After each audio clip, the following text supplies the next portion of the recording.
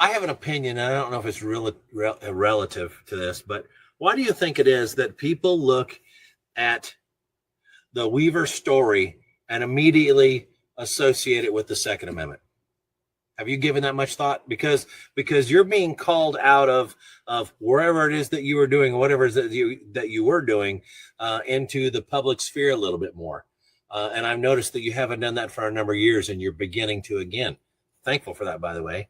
But I think that there's a great Second Amendment call for you, for your story, that surrounds your story. Why is that?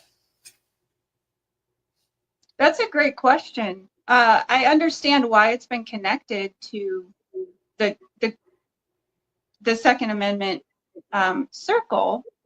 There's many reasons for that. One of them obviously was, the sawed-off shotgun and that whole situation, the entrapment there. The fact that if my dad would have had a legal, tax stamp for it, then it would have been legal. Just that in itself, and then the nature of what happened. My dad also, he really appreciated guns, and I wanted to share this with you too. As far as my childhood was concerned, I was thinking about this and my dad the other day. When we left Iowa at that time, I don't know if their gun culture went very far beyond hunting. And then to me, I don't remember it being very, much in the forefront back then. But my parents, when after the siege happened and the media got a hold of everything, and they printed such extremes about my family as far as the guns that my dad owned and how everything happened and how everything went down, that it sounded so horrible to the average person.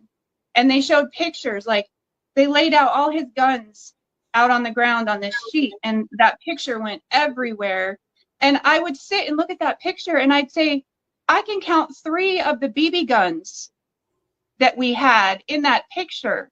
And 2 of them looked like mini 14s. They were made to look like they were real, but they were BB guns. Then there's 2 22 rifles there. There's a single shot shotgun. There's a 30-06. And in my mind, it wasn't this. These were tools. These were tools to me because of how my dad raised us as children. So we moved to an extremely remote area. We had very real dangers as far as wild animals are concerned. The average Iowan who's in suburbia and goes down to Hy-Vee every day is not dealing with those things.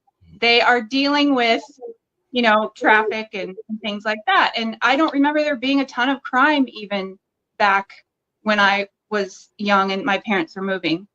It was pretty safe neighborhoods, I think, from what I can remember. But we were moving to a very real and dangerous situation as children. And my dad wanted us to be safe. And my mom wanted us to be safe and at the same time have the freedom to move about like we were back in our backyard in Iowa.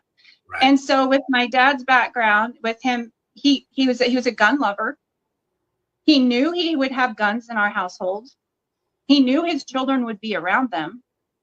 And so he taught us from a very young age gun safety. That was pounded into us to the point where this is a tool.